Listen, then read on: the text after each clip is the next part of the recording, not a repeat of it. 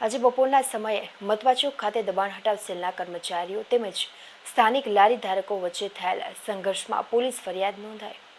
મહાનગરપાલિકાના દબાણ હટાવ સેલ દ્વારા આજે શહેરના મતવા ચોકમાં આવેલ કાછિયાવાડ વિસ્તારમાં સ્થાયી પ્રકારના દબાણ હટાવવા માટે પહોંચ્યા હતા, જે દરમિયાન સ્થાનિક લારી ધારકો અને મહિલાઓ દ્વારા મહાનગરપાલિકાના દબાણ હટાવ વિભાગના કર્મચારીઓ સાથે સંઘર્ષ થયો હતો, જેમાં પથ્થરોના ઘા થતા મહાનગરપાલિકાના ટેમ્પા ચાલકને ઈજા પહોંચી હતી, જેને લઈને કમિશનરની સૂચનાથી મહાનગરપાલિકાના અધિકારીએ નીલમબાગ પોલીસ સ્ટેશનમાં ફરિયાદ નોંધાવી હતી।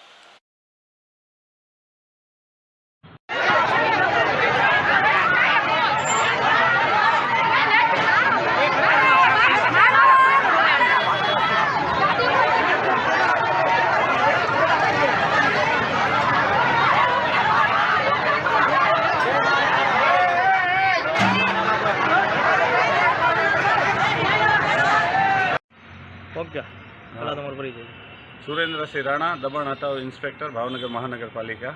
આજરોજ કમિશનર સાહેબની સીધી સૂચના અનુસાર વડવા કાછિયાવાડ વિસ્તારમાં દબાણ હટાવવા ગયેલ ટીમ ઉપર ત્યાંના રહીશો અને મહિલાઓ દ્વારા વિરોધ કરવામાં આવ્યો અને અમુક લોકોએ પથરાવ પણ કરેલ, જેમાં અમારા એક ડ્રાઈવરને ઈજા પહોંચેલ છે, તેની સારવાર પણ લીધી છે।